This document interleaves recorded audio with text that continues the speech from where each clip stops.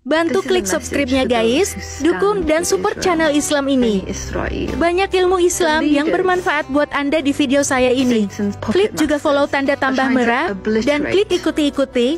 Saya akan terus upload video Islam untuk kalian. Mau lebih komplit videonya, ada di channel YouTube saya. Terima kasih guys. The Muslims, paint them as terrorists and extremists, the bogeyman. The more you kill, the more God is replacing. Have you noticed?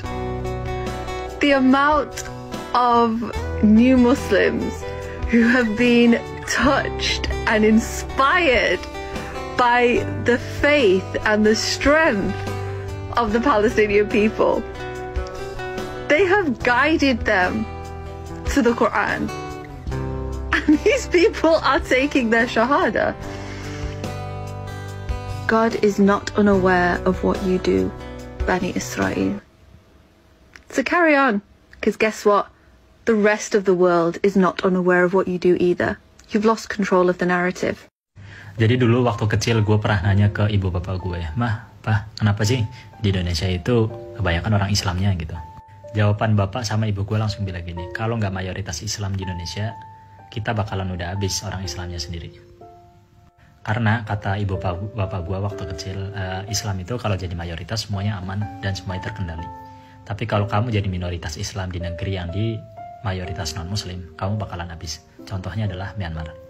Rohingya itu akhirnya ibaratnya mereka tuh dibunuh, dihabisin lah gitu ya. Terus salah satunya adalah Palestina, yang sekarang orang Yahudinya luar biasa, akhirnya mereka mendirikan negara Israel. Dan kamu tahu kejadian Poso, kejadian Ambon, itu yang mulai siapa dulu? Karena mereka merasa mayoritas di sebuah tempat gitu. Akhirnya mereka tuh berlaku sewenang-wenang.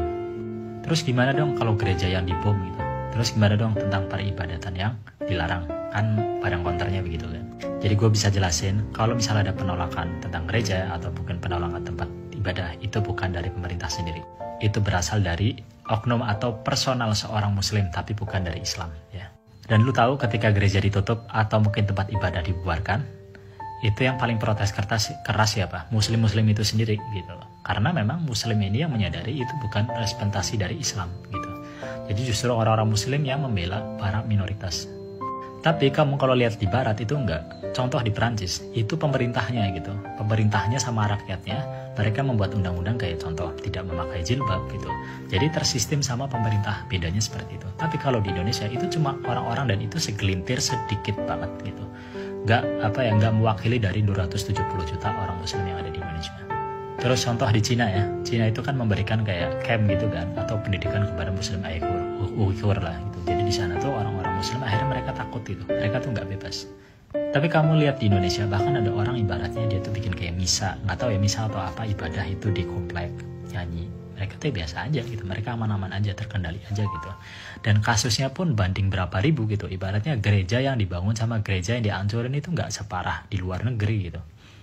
Akhirnya setelah itu gue sadar, oh iya ya, di mana-mana kalau mayoritas muslim, dan itu sesuai fakta dan sejarah, semuanya aman gitu. Contoh waktu zamannya Salahuddin Al-Ayyubi ya, bahkan dulu waktu di zaman Salahuddin Al-Ayyubi bilang gitu, orang Kristennya sendiri, orang non-muslimnya gini, saya mah mending ibaratnya mati sama orang muslim gitu, dibanding sama orang-orang yang dari Yunani sana penjajah. Karena mereka selama ini mereka aman-aman aja, mereka lebih damai ketika muslim yang memimpin daripada orang-orang yang non-muslim memimpin sendiri di tempat itu.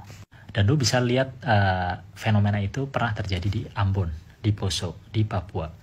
Mereka itu ketika menjadi mayoritas, itu bakalan berlaku semenang-menang gitu. Gue gak ngerti ya, mungkin prinsip dari mereka gitu. Dan ini gue bilang bukan sekedar bacot aja gitu, tapi ini sesuai dengan fakta sejarah. Kamu tahu kasus Poso itu yang mulai siapa? Jadi mereka dulu. Mereka mungkin ngerasa 80% waktu itu mereka itu non-mus. Akhirnya mereka tuh menyerang masjid, menyerang anak-anak, menyerang pesantren dan lain-lain. Tapi dengan ibaratnya playing victim yang sama, ketika mereka udah kalah nih, para jihadis muslim itu ke sana, mereka langsung teriak-teriak bahwa mereka itu dihabisin. Padahal kita tuh cuma membela gitu, membalas itu doang. Dan itu pun kita membalasnya dengan santun loh. Perempuan, anak-anak, bahkan tanaman, tempat ibadah, itu nggak dihancurin. Gitu. Dan sekarang kelihatan kan, kemarin kasus Manguni itu nggak bisa ditolerin lagi. Bayangin, ada orang aksi damai udah izin udah apa, tiba-tiba ada yang namanya Manguni, ormas setan ini membawa bendera Israel. membawa senjata tajam. Dihabisin tuh orangnya lagi aksi bela Palestina. Dan lu tahu yang dihabisin itu seorang bapak-bapak udah lumayan tua dan dia itu disabilitas, dikeroyok coba, setega itu. Mana mau toleransi mereka teriak-teriakin. Jadi kalau selama ini kalian sering dengar mungkin kayak, Manado nih paling toleransi, Papua nih paling toleransi, Bali itu paling toleransi. Mereka tuh sebenarnya toleransi gedok gitu. Karena sesuatu kayak orang nggak biasa kerja itu bakalan teriak kerja gitu. Tapi kalau orang yang udah biasa kerja, nggak perlu teriak-teriak dia untuk diakuin gitu. Makanya ada daerah yang intoleran itu mereka selalu teriak toleransi, biar orang-orang itu mengira bahwa daerah tersebut tuh toleransi, padahal enggak. Contoh Jawa ya, Jawa itu toleransinya luar biasa, tapi nggak pernah kayak orang-orang yang teriak Jawa nih paling toleransi, nggak usah gitu, nggak perlu teriak-teriak gitu untuk mengakui bahwa daerahnya itu sendiri toleransi, nggak perlu, cukup orang lain aja. Contoh orang luar negeri kesini kaget loh, kok ada gereja gede banget di depan Masjid Istiqlal, itu luar biasa loh, jangan salah. Tapi kenapa ibaratnya ada patung Yesus di Manado, emang dia hancur? Enggak, boleh-boleh aja. Bahkan ada patung GWK di Indonesia yang mayoritas muslim 80%. Ya, ada patung GWK segede kebo, tinggi banget, bahkan menjadi salah satu patung di dunia gitu. Apakah patung itu hancur sampai sekarang? Enggak. Iya kan? Dan sekarang kalian bisa lihat di komentar-komentar, salah satunya adalah aksi bela Palestina di Bali. Lu lihat seberapa banyak orang-orang Bali yang nyinyir, dan kebanyakan mereka adalah orang-orang yang non-muslim. Selama ini mereka teriak-teriak Bali adalah tempat paling toleransi. Giliran ada aksi bela Palestina, lu kepanasan. Bahkan aksi bela Palestina itu sendiri, itu aksi, kan lu bilang Palestina sama Israel itu bukan masalah agama tapi kemanusiaan. Kita membela kemanusiaan aja masih diejek-ejek coba. Bahkan ada beberapa pendapat teman-teman gue yang di Manado juga gitu. Tahu nggak sih, kita tuh aksi bela Palestina di sana juga dihujat, dicemooh dan lain-lain. Padahal kita juga lagi membela kaumnya mereka yang lagi dibom. Aneh banget ya orang-orang ini. Makanya gue sekarang tuh kayak alergi gitu sama orang-orang yang teriak toleransi. Kebanyakan mereka tuh nggak toleransi. Assalamualaikum warahmatullahi wabarakatuh. Saya hanya ingin mengingatkan kepada saudara-saudara saya yang berada dari Sabang sampai Merauke.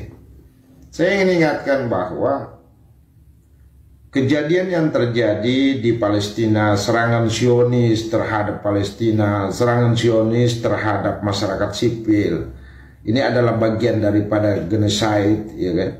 Genocide ini yang mengakibatkan terciptanya semacam gejolak amarah dari masyarakat Indonesia, khususnya masyarakat Muslim.